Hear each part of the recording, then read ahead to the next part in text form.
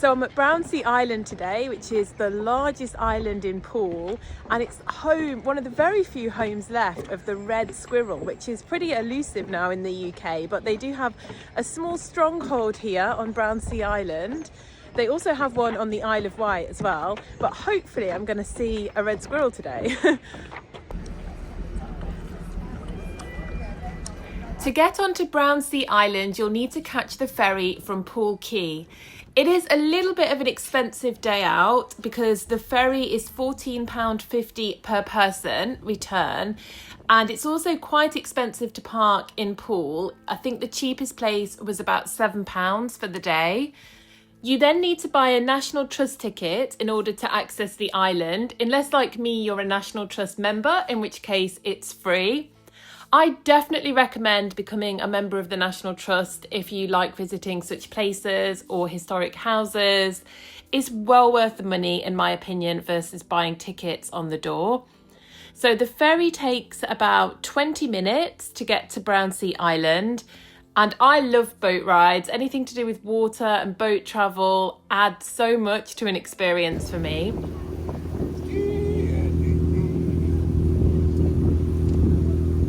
Well, ladies and gentlemen, hope you enjoyed your trip over to Brownsea this morning. We'll shortly be arriving alongside the pier.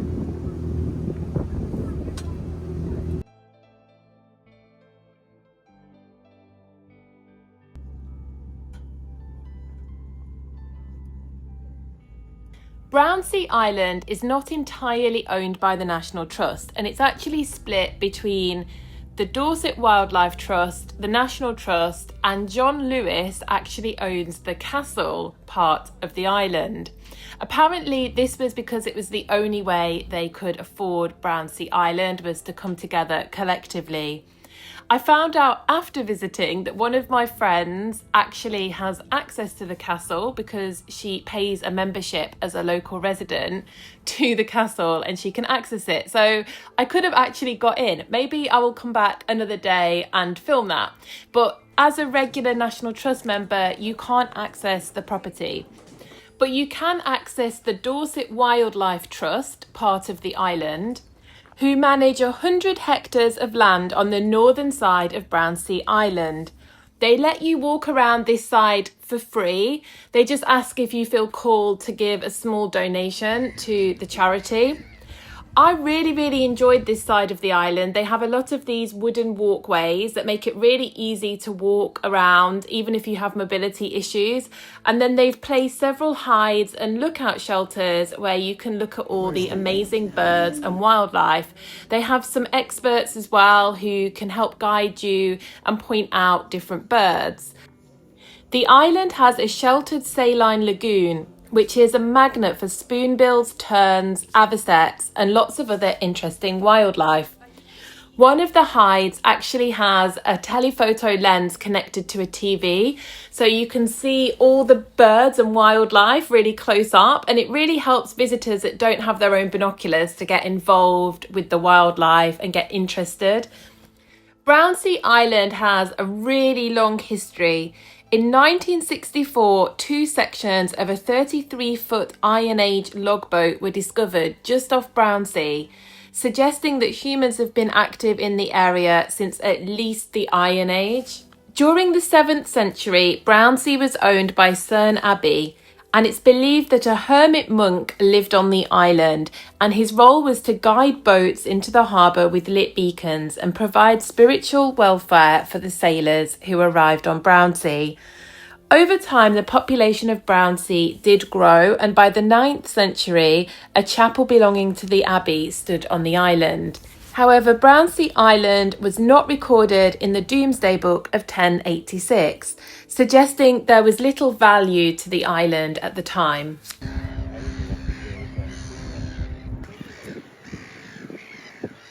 Spoonbill.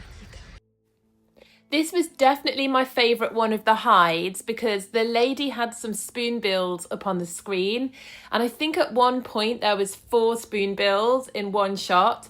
I actually found it really interesting to watch the birds, and there was just so many and the noise was so loud. It was incredible because sometimes when you go to these bird hides there's nothing really showing up for a while, but there's so much activity here. I had to laugh at the godwit. What a name.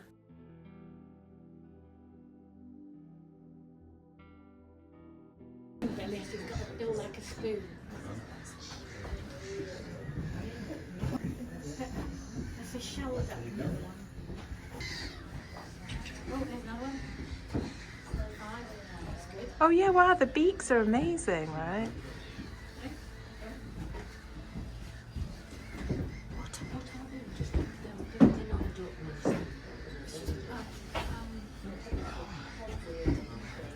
When I looked at them, I thought they looked more different.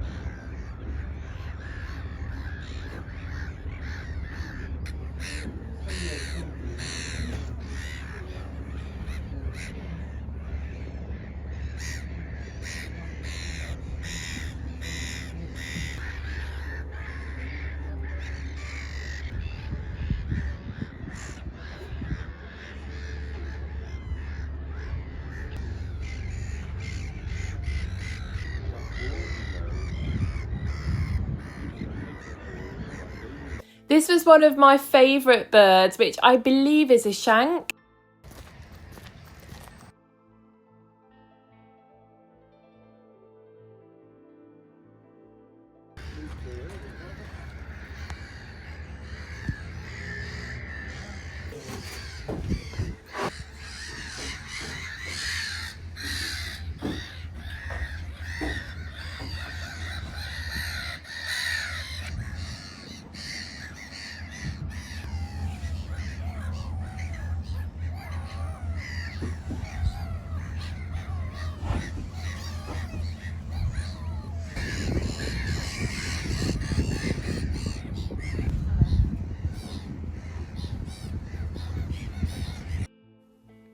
It was actually Henry VIII who first recognised the strategic importance of Brownsea Island in guarding the entrance to the then thriving port of Poole. After the dissolution of the monasteries in 1534, which saw the closure of every monastery and nunnery in England and Wales, control of Brownsea passed from Serene Abbey to the Crown. A blockhouse was then built on the island to defend Poole Harbour from French attack. This was later remodelled into the castle that stands there today. That's a castle that John Lewis owns, and it uses as a holiday home for its staff. Brownsea's next exciting turn came in 1853 when it was purchased by Colonel William Petrie Wow, I think that's how you pronounce it, and his wife Mary.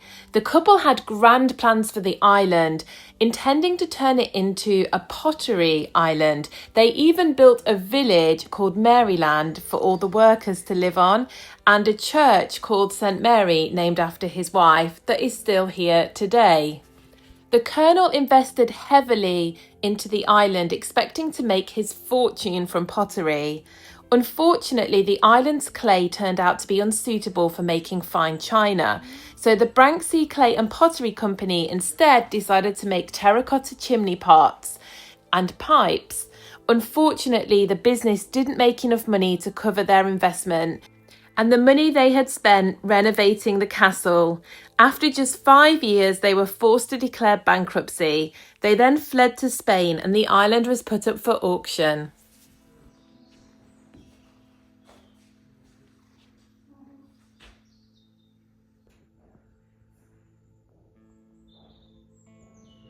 I got this really cute little knitted egg warmer from the church for, I think it was 50 pence. In 1901, Brownsea was owned by a wealthy couple who made the island their country retreat. It now sported a 9-hole golf course and 71 servants and workers who lived on the island, including a professional golfer. The island was mostly self-supporting at this time, with a kitchen garden and a dairy herd.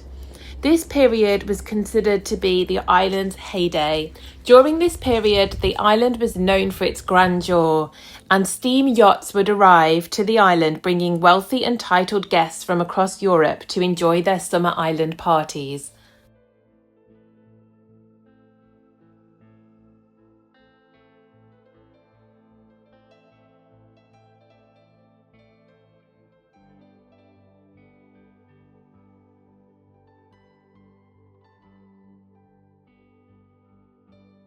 Before exploring the other areas of the island, which include a beautiful coastal walk, which I highly recommend, where you can get down and access the beach, as well as the Centre for the Home of Scouting, which I'll go on to talk a little bit more about.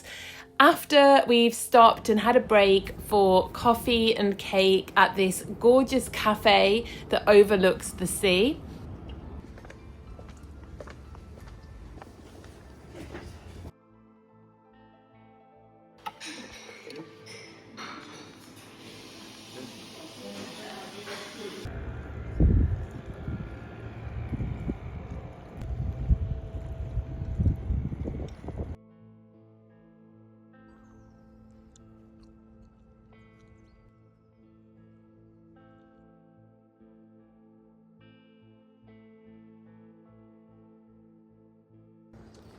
Look at this. We then did the coastal walk, which was absolutely stunning. I really loved this walk. You get to walk all the way along the coast, and at some point you can get down onto the beach, and there's a rope swing on a tree, and there's also the remains of the Maryland village where you can see bits of the foundations and brickwork as well.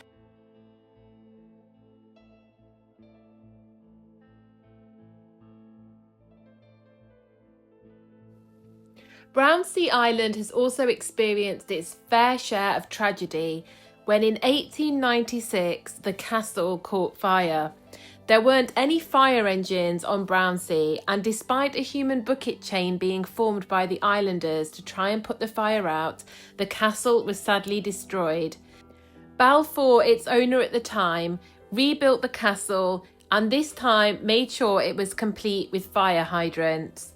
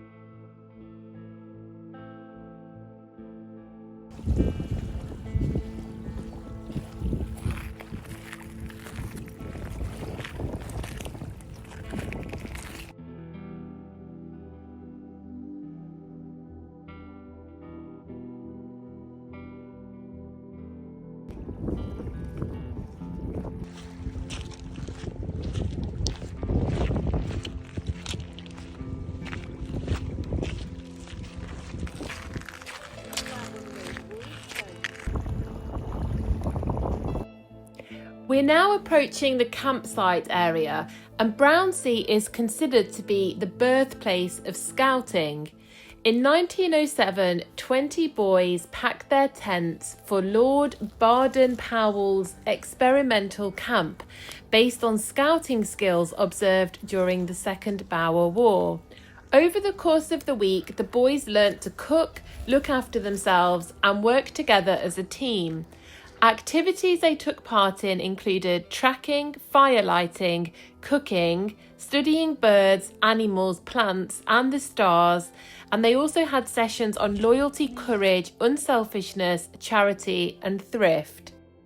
Oh, yes. They've all been donated. Wow. Just Yeah, we haven't got a register of what they all are. No, we've still got bags. In 1910, with the help of Sister Agnes, Girl Guiding was launched to meet the increasing demand from girls who wanted to join in.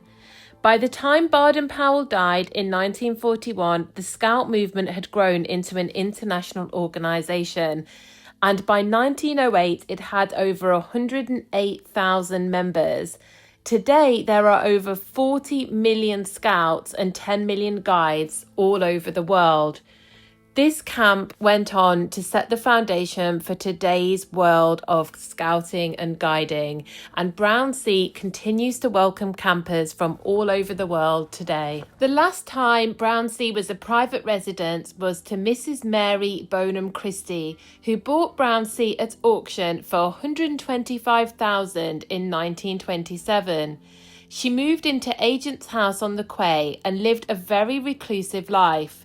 She had a great empathy for animals, and under her tenure she banished fishing and allowed the farm animals to roam free.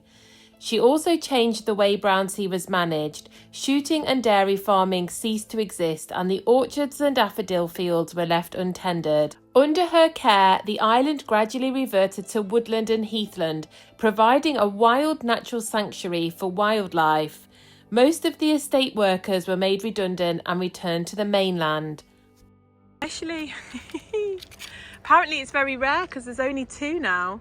Yeah, the other one's just over there. Oh wow, they're both here. It's by the back of the farm buildings. Hey fella. Beautiful colours. Oh my gosh, you're so friendly. You're actually coming to me. Hello.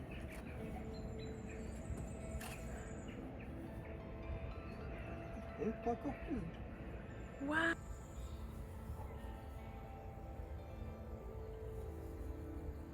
Oh my gosh, you're so friendly. I can't believe you're coming this close.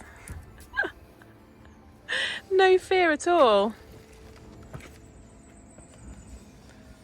I tell you what, if you drop me a feather, be even more. Wow.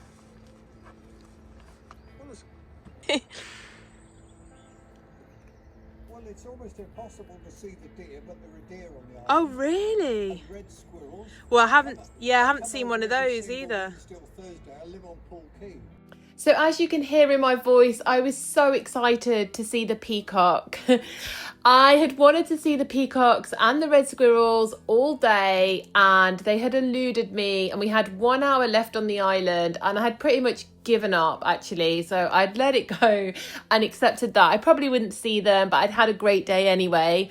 And then my dad's leg was hurting, so we got the buggy back halfway across on the beach walk. And all of a sudden, the buggy driver told us it was a peacock, and I jumped off. And not only did I see the peacocks, but I also saw red squirrels as well. So in my final hour on the island, I saw everything I wanted to see, and I was just so happy. And I couldn't believe how friendly the peacocks were. They had absolutely no fear of humans. They would walk right up to you. Unfortunately, there used to be a few on the island, and apparently they are letting them die out because they cause quite a lot of havoc to the natural undergrowth, and they kind of interfere with visitors. Oh wow, amazing. Never seen one fly before, I don't think.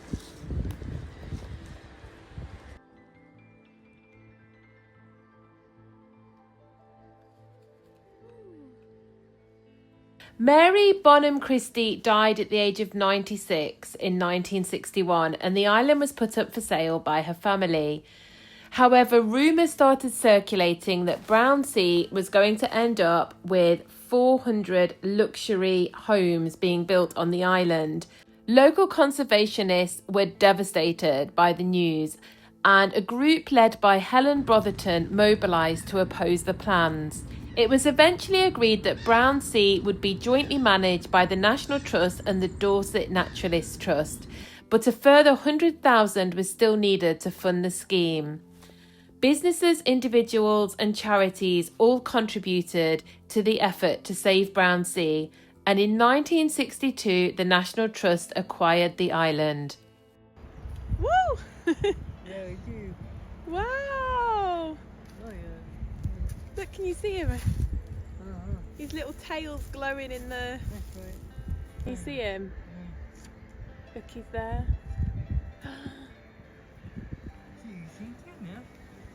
Two, wow. Look, he's there. So So I saw at least 3 red squirrels. I was so happy. And then just before leaving, you can have a look around the engine room where they have some items and history about the island.